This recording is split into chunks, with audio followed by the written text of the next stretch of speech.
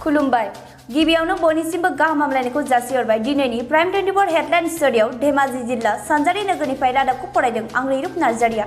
दिनैनि गाहाय रादाबफोरा जाबाय दुखुनांथाव जाब्रबथाय जाथाय एमडिएबिनि फसंगिरि रन्जन दैमारिखौ आरोबाव जोबथेसालिसिम लाना थांबाय। अदालगुरियाव एबसु आरो एमडिएबिनि थामथि गोरोबथा खालामगिरि बिथांमोनखौ बरायदों। आइएसएलनि 86थि खेलनि फिथाइ। दानिया फैदो आबुं रादाबाव। 21 फेब्रुवारि खालारखालि सिमेन्ट सापरिनि सिङाव थानाय अइल तिनियाली मुंनि जायगायाव मोनसे दुखुनांथाव जाब्रबथाय जाथाय जायो। बे जाब्रबथाय जाथायाव पासिघाटनिफ्राय गंसे बोलेरो गारि फैबाय थानायावनो सासे हिनजावसाजों दुखुनांथाव जाथाय जायो। बे जाथायाव हिनजावसाया दुखुनांथाव आघात जायो। बे आघात जानाय हिनजावसाखौ लोगो लोगोनो देहा फाहामसालियाव थिसनहैयो। सुलु मोननाय बायदिब्ला हिनजावसाया मोनाबिलिनि समसिम जेबो हुस मोनाखै होनना फोरमायदों। 20 फेब्रुवारि खालारखालि एनडिएबिनि गायसनगिरि रन्जन दैमारि बिथांखौ आरोबाव जोबथेसालिसिम लाना थांबाय। गाहायै बिथांखौ बर'नि थामथि गोरोबथानि थाखायसो 4 सप्तानि थाखाय जामिनाव गनाय जादोंमोन।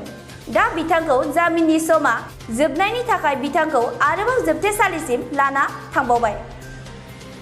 सुलु मोननाय बायदिब्ला बिथाङा जोबथेसालियाव थाखांनायनि उनावसो बिजिरसालियाव बिजिरनायनि उनावसो रन्जन दैमारिया जेलनिफ्राय गनायनि समखौ मिथिनाय जागोन।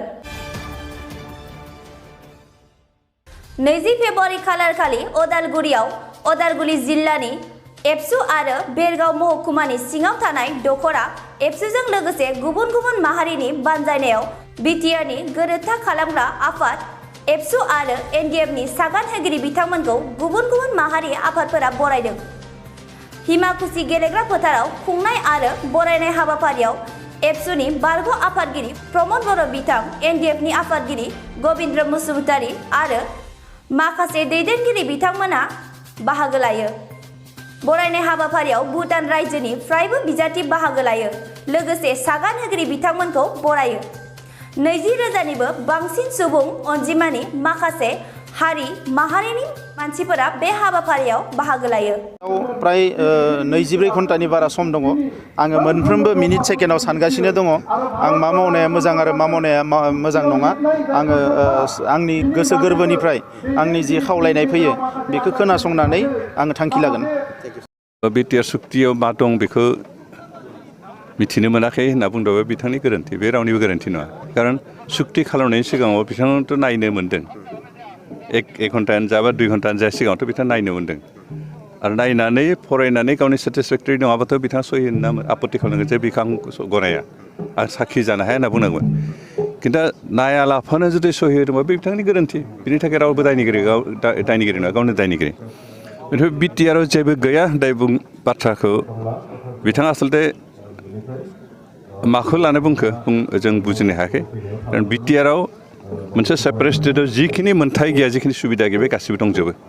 20 फेब्रुवारि खालारखालि गुवाहाटीनि इन्डिया गुवाहाटी एथलेटिक्स स्टेडियामाव आइएसएलनि 86थि खेला जाना थांबाय। बे खेलाव नर्थ इस्ट इउनिट एफसिनि हेंथायै हायद्राबाद एफसिनि खेला जाना थांबाय। बे गेलेनायाव नर्थ इस्ट इउनिट एफसिखौ हायद्राबाद एफसिआ 1 आरो 5 गलाव देरहासार जायो। दिनैनि रादाबखौ एसेयावनो फोजोबनाय जाबाय। गोजोन्थों।